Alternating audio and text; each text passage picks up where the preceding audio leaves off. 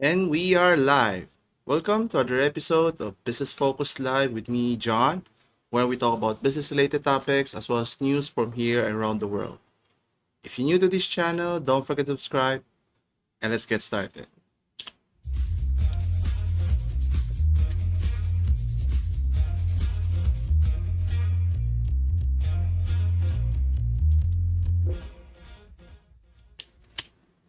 And we're back.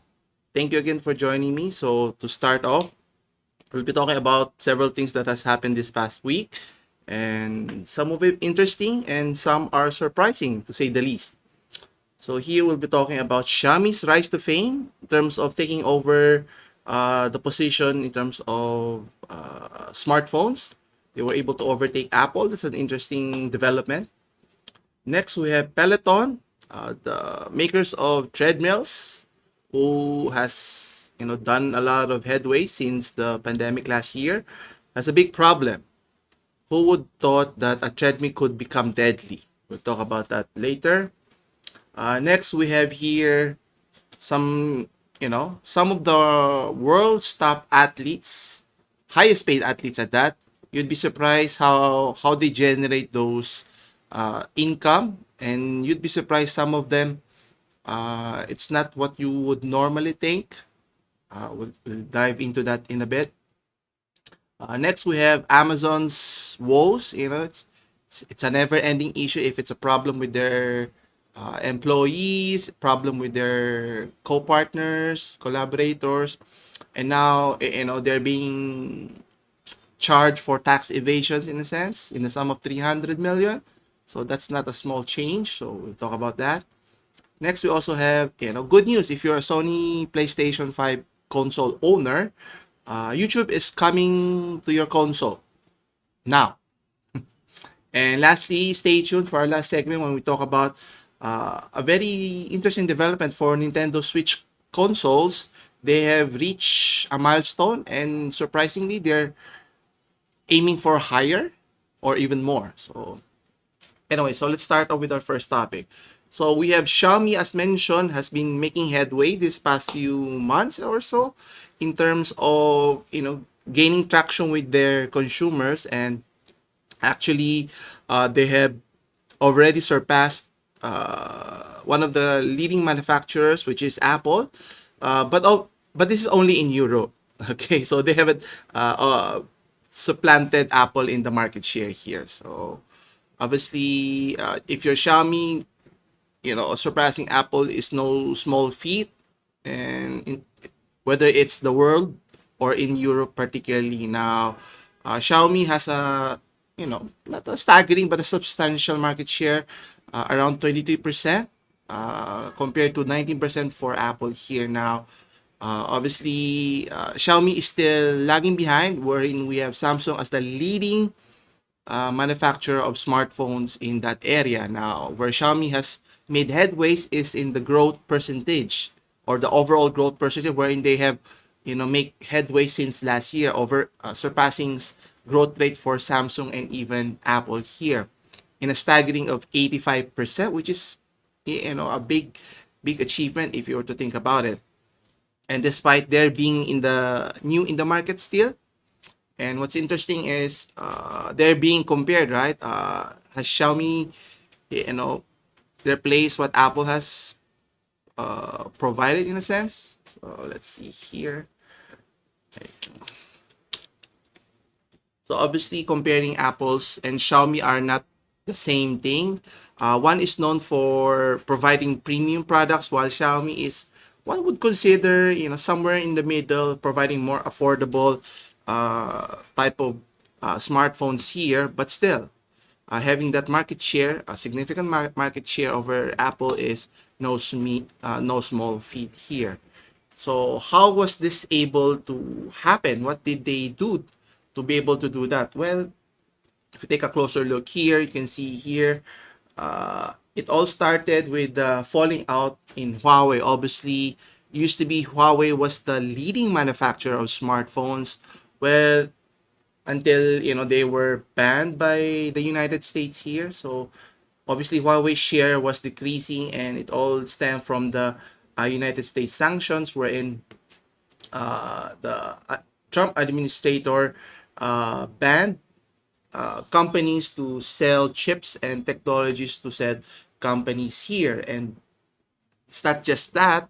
Obviously, they were also banned in other areas or other regions. You have United Kingdom banning all Huawei 5G equipment here. So with the speculations that in terms of companies' devices are installed for spying purposes. So it gave a lot of pause for people, or in this case, country states, to partner with Huawei here. Now, obviously, with the fallout that happened in Huawei, you know, Xiaomi was able to swoop in and take advantage of the scenario here. Now, what's interesting here, both companies are from China, so Xiaomi here must be doing something well for them to be able to, supplant or even replace what Huawei was able to do in previous periods.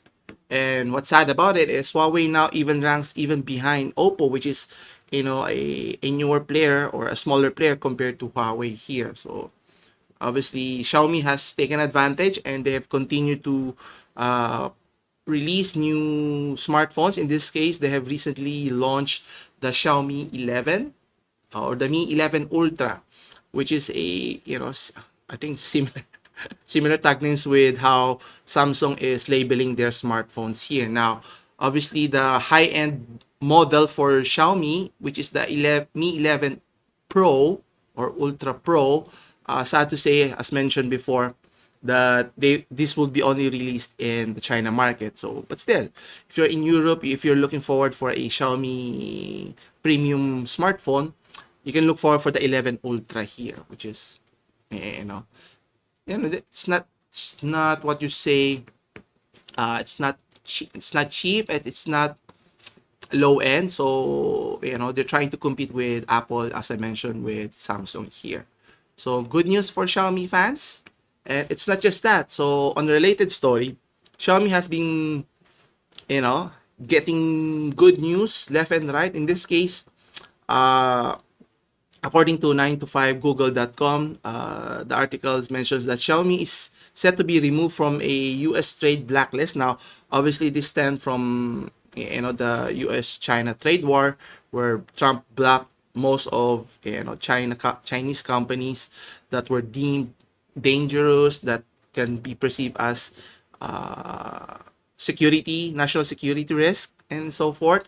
So this it pertains to Huawei and Xiaomi. Now, Huawei, has been struggling ever since, but on Xiaomi's part, it's good news. So, meaning they could continue trading with the U.S. market and gain significant foothold in the U.S. market. So, what were they able to do here? How are they able to, you know, how are they not able to be on the same boat as Huawei here? Now, what's interesting here is, according to the U.S. Department of Defense, the move is considered appropriate, as they mentioned. So meaning they deem not to see any potential threat from Xiaomi in terms of the smartphones that they make. And obviously, this is a big win if you're Xiaomi here. What's interesting, the U.S. Department agreed upon a final order that will overturn the decision, as mentioned, to block all trades with Xiaomi and its affiliates. So meaning they can move forward and continue selling their products here. And there's no government intervention stopping them, which is kind of tremendous here. So let's see here. Yes, and as I mentioned, so according to Trump's administration before, they accused Xiaomi of links with the Chinese military, where there was issue of trade information being leaked or provided for the Chinese military, which is a big concern if you're a U.S. citizen here. But that has been, I would say, laid to rest. But based on the arrangement here, meaning they deem it not as a critical what do you call this, critical issue as one would like to be. Anyway, so both parties have agreed upon, let's see here. So they mention here the both parties have agreed upon a path forward that would resolve this litigation without needing for contested briefing, meaning maybe the US government found something palatable that they're not as concerned as when you compare this to Huawei here. And obviously with this in turn, coupled with the I won't say the demise of Huawei, but they have taken this the mantle of where Huawei used to be, and it has seen substantial growth in their selling of smartphone. And what's interesting here, this has gave them an opportunity to partner with other companies here, and one of the said companies here is Qualcomm, the chip maker here.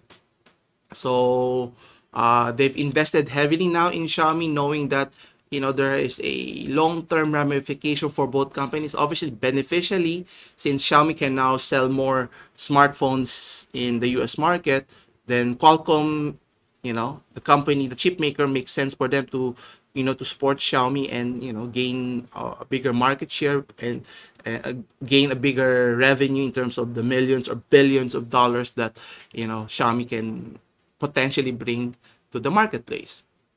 Now, obviously, Xiaomi's recent growth puts more Qualcomm powered devices, which is good, since Qualcomm's chips here has been used not just in the future in Xiaomi. You also have Apple, no, not Apple, but Samsung smartphones are being powered by Qualcomm chips here. So if you have a Qualcomm chip inside your smartphone, it's good. So kudos for Xiaomi having good news left and right here. So can't wait to see what type of phones can they produce in the near future here. So meaning they're branching out not just in the more affordable budget phones, they're now going to the upper spectrum to more premium smartphones here. Anyway, so next we have here, company Peloton, if you're not familiar, known for their treadmills, premium treadmills at that. So they're not cheap. Anyway, there was an issue that was brought about when a child was caught in the treadmill and died. So, who would have thought that, having a treadmill could kill someone? And according to the article here at wired.com, they mentioned that the company had to recall more than 125,000 treadmills. So that's a lot of treadmills they have sold over this past period. So they have to pause selling the said equipment since the machines or the treadmill were linked to several injuries as well as a death of a child here, which is not a good sign if you're trying to sell an equipment that's supposed to be, placed somewhere inside your home, whether in a living room or in an exercise room and so forth. But people will be, going on and about. So especially the child or even an animal could interact with it, which is not good if you're Peloton here. Anyway, so the U.S. Consumer Product Safety Commission, or CPSC, announced that they made a separate recall for the Peloton Tread and Tread Plus treadmills. So the high-end Tread Plus, then a lower tiered Tread that they're calling it, they urged them to stop using it because of, as mentioned, that there were concerns regarding it could cause risk of injury and worse death. Now, obviously, if you're Peloton here, they were recalling it not because they were asked to, they voluntarily did this, but it took them 3 weeks after the CPSC warned about the consumers about the risk of those treadmills here, which is a little bit too late, which is kind of surprising if you think about it. And I'm sure if you were Peloton when you were developing it, when you saw, you tested it, I'm sure you knew that a treadmill of that size, of its usage, people, not just people, adults and young adults or kids at that, could interact with your treadmill and could have significant risk involved here. Now, how risky it is, we'll show you in a bit here. Where was it? So as mentioned, there were potential risks and at worst death here. And what's interesting here, according to the CEO or chief executive of Peloton, John Foley, apologized. What was it?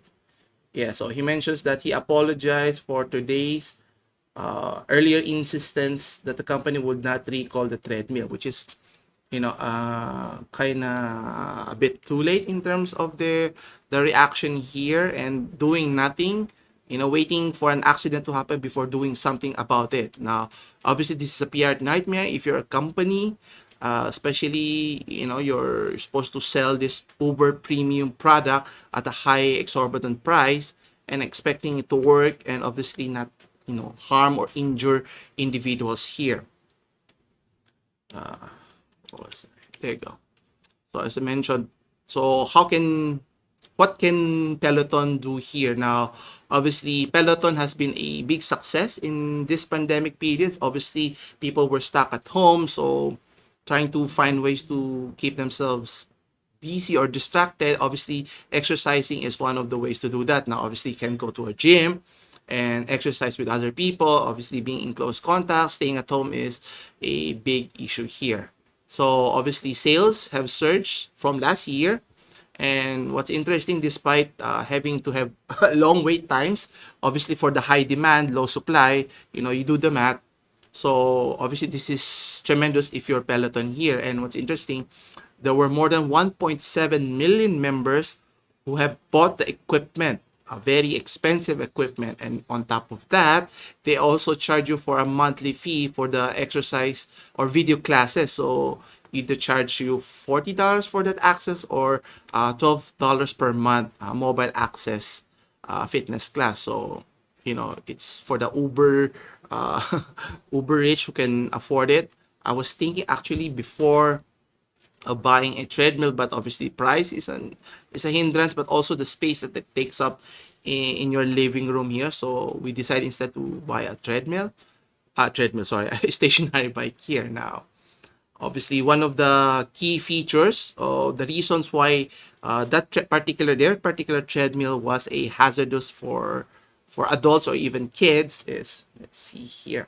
It's their technology that they uses a slat belt technology, which leaves a gap between the moving belt and a floor below it.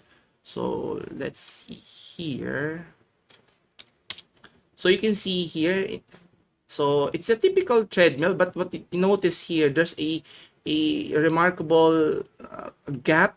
Normally if you see a treadmill, there's literally no gap because you placed it on the floor so that no one can be caught underneath it. But in this case, it's a feature that they provided. So they put a stand underneath the tread, so it would be smooth when it's moving around the belt itself. But obviously, I don't know if they did not test it carefully. They did not do some quality control to ensure that the treadmill would be safe. And obviously, when they investigated here the concerns of the product here, and one of the key things to take note here, if you're planning to buy this knowing that it's a hazard, in terms of the price tag here, it's worth to note that it's worth in the north of $4,000. So that's roughly around a little over 200,000 pesos local money here, and that's for their high-end premium product. Now, a lower tier, which is also expensive, half the price of that, less than $2,500 to $495. So that's roughly a little over 100,000 pesos local currency. So you have the Peloton Tread and Tread Plus. So they're not cheap. That's for one thing. So is it worth it to buy an expensive product when it can be considered a hazardous equipment of sorts? Now, what's interesting here, the company is willing to offer refunds for any of those treadmills that you've bought, whether it's the Tread or the Tread Plus, upon request. Now, that could have been maybe after the fact. They should have, tested it fully, ensure that it is a safe product to use in your household. Anyway, apart from that, they were also offering treadmills to be moved in your household. So if it's in a populated area where heavy traffic, people comes and goes, so you could move it. But I think they should have offered it in the first place, right? From the time that the customer buys it, they should have institute this service that I think It's a better place for your treadmill to be moved in a more isolated area so that it can be away from children and away from harm or accidents, so to speak here. So obviously this has caused significant ramification in terms of the company's image here. And obviously, if you're the company here, what can you do here? Now, it was mentioned in the article that modifications can be done, but you have to recall your treadmills, which is kind of costly, which is, this is what happens if you rush out. I won't say rush out, but you release a product that's not 100% safe, right? But one of the mentions here that they could explore a software fix, meaning if someone were to get caught underneath that the treadmill will automatically stop, which I think it's a simple update. But if it needs a physical redesign, as mentioned here, obviously it's going to be a more daunting task for the company. But either way, for the price that you're paying, you want to make sure that it's well worth it. Otherwise, you could always look for a different alternative in the end here. Anyway, speaking of athletes here, so something on a positive note here. Anyway, so some of athletes are paid $1 billion, high amount, right? And according to Forbes.com, some of the highest paid athletes in the world, the top 10, you'd be surprised how much are they earning and where are they earning it from? What are the sources of income? Is it just the sports that they play in? We'll see here. So, okay. Okay, so as you can see here, Conor McGregor leads the group of superstars that earns a substantial amount despite the pandemic that happened the year before. So let's take a closer look at their profile here. Okay. So you can see here their total earnings here, which is kind of surprising. Now, there are two components here. They have the on-the-field earnings and off-the-field earnings. And you can clearly see here, in terms of on-the-field earnings, is substantially higher based on your off-the-field. But that's not always the case here. So we'll take a closer look in some of the athletes here. So you can see here, Conor McGregor earned a pretty hefty amount of $180 million.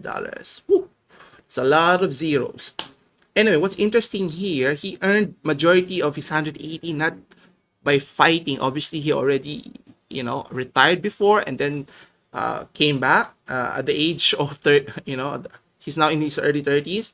And majority of his earnings, as you can see here, 158 million is generated from outside of his fighting. And as you can see here, he invested a lot in, in different business ventures, and one of those is obviously the sale of whiskey brand Proper Number 12. Also made endorsements regarding DraftKings. You also have video game Dystopia. I haven't heard of this game that he was part of. Contest of Heroes and lifestyle brand Roots of Fight. So meaning, he's leveraging his active, career in UFC in order to gain more revenue in other investments or other ventures here. Now, here we have one of the more popular and best players in football. You have Lionel Messi, who earns a substantial amount still at number 2 with 130 million. Now, despite his young age, you can see here majority of his earning is based from his playing in football. A third of his earning is only from outside of playing, meaning endorsements from maybe from Nike and so forth. So obviously, how they generate their revenue or income may differ, but at the end of the day, as long as they generate such substantial amount is always great. Then next we have Cristiano Ronaldo, another football player, one of the best players, comparable to Lionel Messi, who only earns 120 million, but still substantial. And you can clearly see here, a substantial portion of his earnings is due to his on-court, on-field accumulation of 70 million. But if you notice, his off-field, earnings is still substantial as well, meaning leveraging his notoriety, partnership with brands like Nike, and obviously being active in the social media, whether Facebook, Instagram, as well as Twitter. Having 500 million, is not a bad deal to have, especially if you are trying to get significant traction with your fans. Number four, we have Dak Prescott, who plays in the National Football League. So he's the quarterback at the young age of 27. He got his money after a year of being franchise tag the year before, and he was injured despite that. Anyway, so you can see here that majority of his earning, 97.5 million, came from the new contract that he got, and as well as the signing bonus that he got, and only got 10 million from off the court partnerships or endorsements here. Then number five, we have LeBron James, one of the greatest players, or the current active greatest players in the NBA, who earns less than 100 million, despite his aging in his late 30s. Only a third of his earning is from his on the field, but a majority of his earning is from off the court, meaning from promotions from PepsiCo, Coca-Cola to Nike, and many other companies that he have ventured and as well as started, has helped him generate a substantial earnings here. Here we have another football player. So Neymar is a Brazilian football player, still a young age in his late 20s, earns less than 100 million, and a majority of his earnings comes from playing the game of football. Only a small portion, less than 20 million, comes from partnership with brands and so forth. At number seven, one of my favorite players in the field of tennis, Roger Federer, is still playing despite in his his age in the late 30s. Who earns 90 million. But what's interesting here, you can see here, despite not playing because of injury, who only earned less than a million, a fraction of a million, but majority of his earning is through endorsement, which is obviously if you are a very popular player and you exude winning and all the things that is necessary to be a endorser. Some of the companies who have partner are some of the more popular and lucrative partnership. You have Rolex, Credit Suisse, Uniqlo, to name a few. So still doing well despite his age. Hopefully he can still play a few more years before retiring for good. Okay, and at number 8, we have Lewis Hamilton. Is an F1 racer. So he's in his mid to late 30s, who earns around 82 million. And as you can see here, the 6-time Formula 1 champion has earned majority of his earnings through on the field by racing, by earning 70 million. Only a small portion of his is during partnership with companies like Tommy Hilfiger. You have Monster Energy as well as Puma, to name a few, earned him a little over 10 million, or roughly about around 12 million. Number 9, we have one of the GOATs, the quarterback for the Tampa Bay Buccaneers. So at number 9, we have Tom Brady earning $76 million. Majority of his earning is through his playing, earning 45 million, and the rest is earned by partnering with, as mentioned, with other companies here. So good for him. Hopefully he can play until his mid 40s. I don't know if he's planning to play until late into his late 40s on the way to his 50s.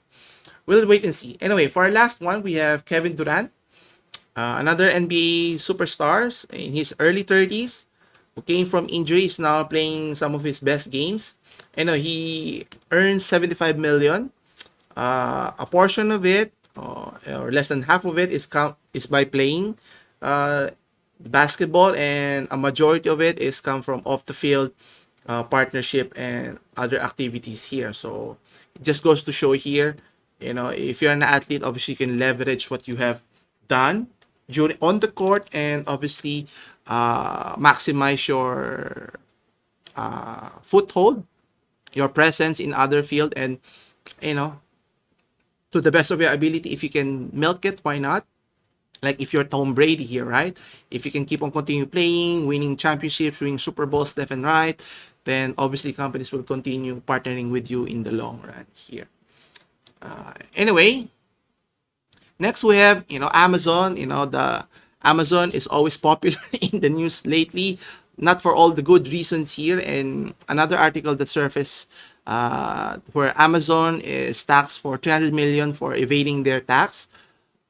Well, it was rejected by an EU judge, so we'll talk about what happened here. Now, according to the Verge.com, it mentions here that way back in 2017, the European Commission ruled that the structure was illegal and had allowed Amazon to avoid as much as 250 million euros in back taxes. Now, this happened when the Luxembourg, the country, gave illegal tax benefits to Amazon. Now, whether that's legal or not, obviously, according to the judge, it was deemed legal. Obviously, you blame the country for giving them benefits.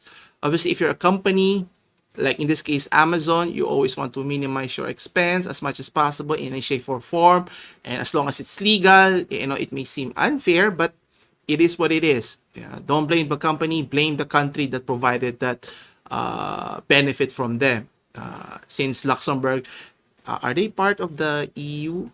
I don't have to check it out. And anyway, so meaning as a result, almost 3/4 of their profit were not taxed. So obviously that may sound unfair. Obviously they are only allowed to pay 4 times less tax than other local companies. So if you compare that to other multinationals, that may seem unreasonable and unfair. But at the end of the day, if it followed the tax rules of any country, in this case Luxembourg, you cannot blame them, even if it looks unfair in terms of optics, right? So let's see here. So as mentioned, the revenue they generated, you'd be surprised, it's a staggering $53 billion or 44 billion euros. So what it did was pass through its Luxembourg subsidiary. So let's see here. Yeah, so Luxembourg gave illegal tax benefit as mentioned. Now you can see here the revenue it generated, very pretty staggering amount. But what's interesting here, using the Luxembourg subsidiary, which it had a little over 5,000 employees and registered a 1.2 billion loss, and you'd be surprised, they paid practically zero corporation tax, which I think is the main issue here for many of the companies or other countries looking at this and say, this look a little bit fishy in a sense on the surface.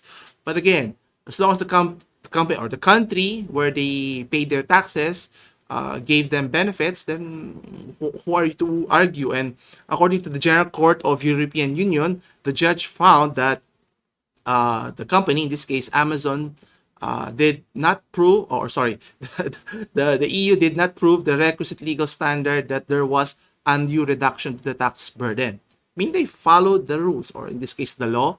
So unless the law changes, then obviously it would be a bit pretty difficult endeavor if you're trying to make a case here. And obviously the EU can still be appealed through the EU's highest court, the European Court of Justice. But if there's any indication regarding the ruling here, I think it would not change the outcome. And it's not just the EU who's trying to sue Amazon here. You also have the United States IRS, or the Internal Revenue Services, filed a lawsuit against Amazon seeking 1.5 billion in back taxes. Now, obviously the judge at the time, way back in 2017, said it was arbitrary, capricious, and unreasonable. So does those companies, or not companies, those government agencies have any case? Obviously, Amazon has made a lot of investment making sure that they follow the rules and laws of different countries that they are involved in, so that obviously looking for ways to maximize or minimize their costing, in this case paying taxes. Now obviously in the United States, that's why many companies are enthralled or interested in moving to in states like Florida or even in Texas, because there's no taxes. So if you're a business here, it makes sense for you or for them to put up shop there. and pay little to no taxes at all. And obviously, for those states, it gives incentive to give them even more incentives to start your put up shop there. In the case like Tesla is open a gigafactory in Texas, and it brings in jobs, and it gives a boost in the economy there. So obviously it's a big deal. So question what happens there. Obviously, Amazon's always in in hot water in many states, not just in the United States but in other regions as well. Anyway, next we have here. So for those PS5 console owners, so something to look forward, as I mentioned earlier. So YouTube TV is now going to be available in your consoles. And according to 9to5google.com, they mentioned that the Sony's PS5 console will now support YouTube Live TV, not just like YouTube Live TV or YouTube TV, sorry, YouTube TV live streaming, meaning there will be a dedicated app in the Play Store here, meaning if you're interested in watching YouTube channels for your leisure, you can use your box as your main player here. Not only that, you can stream your games online. So you don't have to connect it to a PC in a sense, or maybe you still need to, but at least it gives you that advantage here. And for PS5, obviously you can now integrate it as a integral part of your it's an integral part of your entertainment system, which is a big plus here. And what's interesting here, if you're a PS4 owner, it only took them early last year, January of 2020, before YouTube TV was supported in the PS or the PlayStation 4. And obviously now you can enjoy all of the channels or shows that you are inclined to watch in the channel there. Now, obviously, making an improvement is great in a sense, but obviously, the one of the main competitors of Sony is Microsoft, who has already been incorporating this in their latest console. So since launch day, you're able already to watch or stream TV, YouTube TV in your console. Now, one of the key advantages is mentioned was the OS and the compatibility of existing Xbox One apps, which is one of the key reasons the Series S and the Series Box X had a key advantage over their competitor to the PS5. So obviously it's better than late, and Sony has been making a lot of strides to improve their partnership with their gamers in terms of not just having YouTube it can be easily accessed in the platform, as well as partnering with Discord recently, so that gamers can